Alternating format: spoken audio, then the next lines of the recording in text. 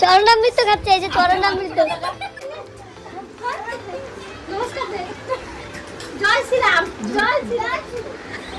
চলো গিট খোলার আমাদের নিয়ম হচ্ছে এখন। আরে কত সাহায্য করতেছে, তা তো হয়ে গেল। যা, একটু কষ্ট না করলে কেষ্ট পাবে। আমাদের এই শর্টকাট নিয়ম, কি করা যাবে। সব তাড়াতাড়ি, বিয়েও তাড়াতাড়ি হয়েছে, সবকিছু তাড়াতাড়ি তাড়াতাড়ি। বর ভাত কাপড়ের দায়িত্ব নিতে পারছে না।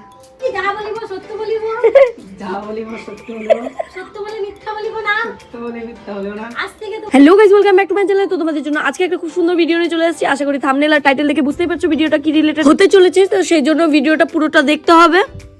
এই যে আমরা যাচ্ছি ইনভিটেশনে দিদি বাড়িতে। এই যে মা, মানিয়ার মা, ঠিক আছে। আরে ভাই, আর এটা হচ্ছে, থাক বলবো না।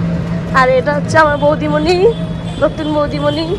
আর ওই যে দাদা সামনে বসেছে। আর এই যে আমি, এই যে, তো এই যে মিষ্টি নেওয়া হচ্ছে।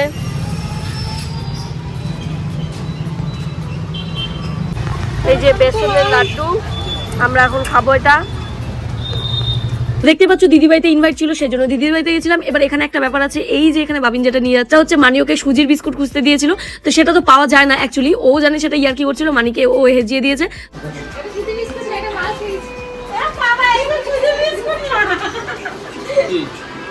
সুজির বিস্কুট আনতে বলছে,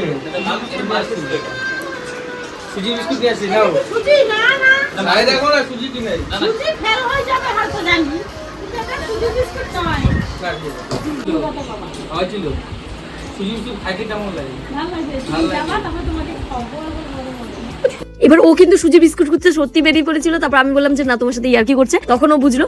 আর এইখানে তোমরা যদি দেখো, মানি কিন্তু যা কাণ্ড করেছে, এই হচ্ছে চাটনিকে বলে চরণামৃত বলে খেয়েছে, জানো।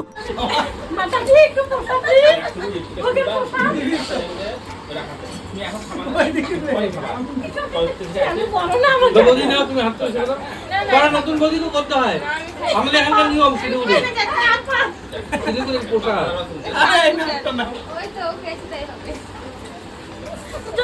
सब क्या देखना पड़ रहा है, अच्छा है मैं अंधा हूँ। চরণামৃত খাচ্ছে, এই যে চরণামৃত, সামনে মাংস আর চরণামৃত খাচ্ছে। এই যে আমাকে চরণামৃত দিচ্ছে মাংসের মধ্যে। হায় ভগবান, कुछ भी নে নে নে।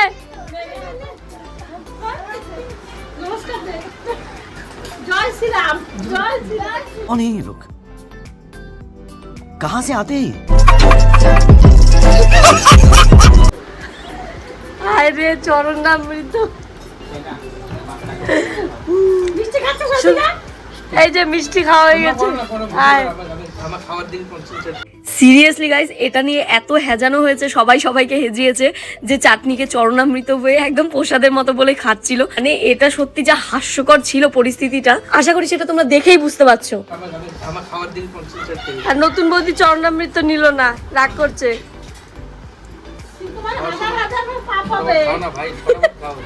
সো গাইস, এবার এই ভিডিওটাতে দেখতে পাচ্ছ, এটাতে কিন্তু আমরা মিরিক ঘুরতে গিয়েছিলাম। তো মিরিক থেকে এসে আমরা জানতাম না যে এই নিয়মগুলো করানো হবে, এই জন্য কিন্তু সব নিয়ম মোটামুটি ছোট মোটো করেই করা হয়েছে। ভাত কাপড়ের অনুষ্ঠানও ছোট করে করা হয়েছে, আমরা জানতামই না যে ভাত কাপড় দেওয়া হবে, সেই জন্য সবকিছু ছোট ছোট করে করা হয়েছে। চলো গিট খোলার আমাদের নিয়ম হচ্ছে এখন। এবার বাদ দিয়ে দেখি দাদা কতদূর পারে।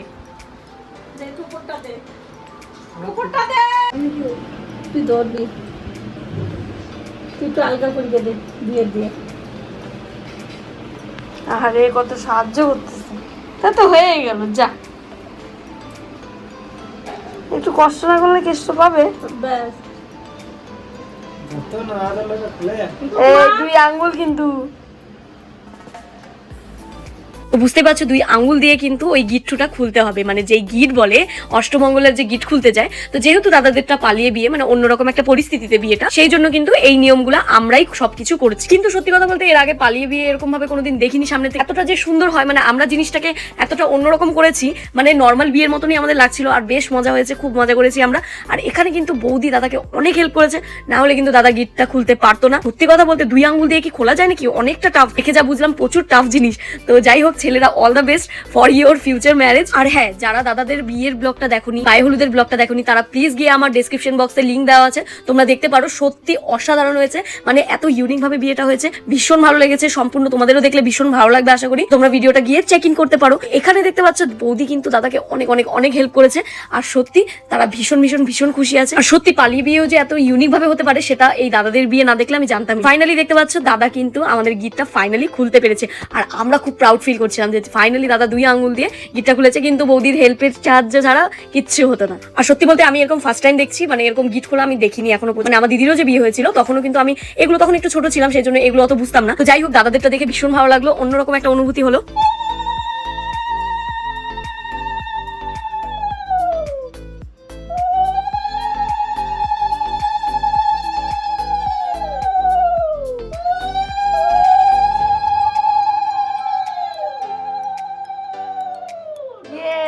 হয়ে গেছে, ডান।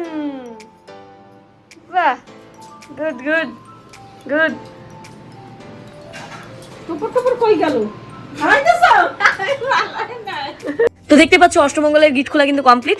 এবার দাদাকে যা সবাই মিলে যা মুরগা বানিয়েছে, মানে মানি আর বাবিন যা পেরেছে তাই বলিয়েছে দাদাকে দিয়ে।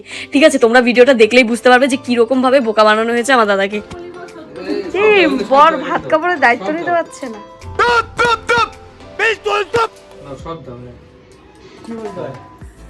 ওই তো বলতাছি, যাহা বলিব সত্য বলিব, যাহা বলিব সত্য বলিব, সত্য বলে মিথ্যা বলিব না, সত্য বলে মিথ্যা বলিব না। ये बड़ी अच्छी बात कही आप। আজ থেকে তোমার ভাত কাপড়ের দায়িত্ব নিলাম। শুধু ভাত কাপড়ের না, শুধু ভাত কাপড় না, বলো বলো, শুধু ভাত কাপড় না, বলো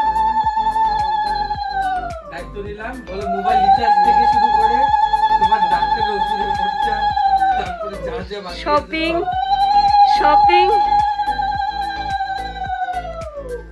এই শুধু এগুলো দায়িত্ব নিলি? হ্যাঁ, হ্যাঁ বলো, তোমাকে প্রতি সপ্তাহে একদিন করে হচ্ছে এই শেষ ঘুরতে নিয়ে যাব, তারপরে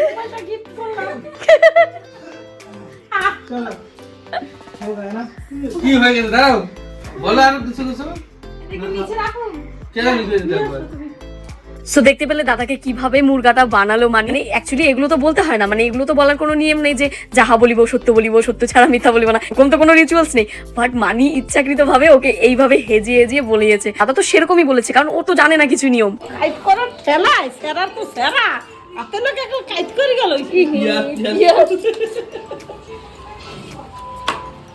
শর্ট টাইমের মধ্যে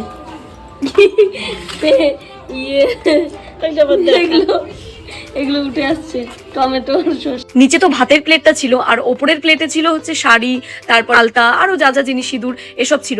তো এবার দাদা তো বুঝতে পারেনি, তো এরকম চাপে চাপে ওই যেগুলো আমরা ডেকোরেশন করে দিয়েছিলাম ওগুলো সব খারাপ হয়ে গেছিল। তো যাই হোক, ভিডিওটা তোমাদের কেমন লাগলো অবশ্যই জানিও। চ্যানেলে নতুন হয়ে থাকলে চ্যানেলটিকে প্লিজ সাবস্ক্রাইব করে দিও। Thank you so much for watching my video. Love you guys, দেখা হচ্ছে নেক্সট ভিডিওতে। ভালো থেকো, সুস্থ থেকো, এটাই আশা করি। Love you guys, take care.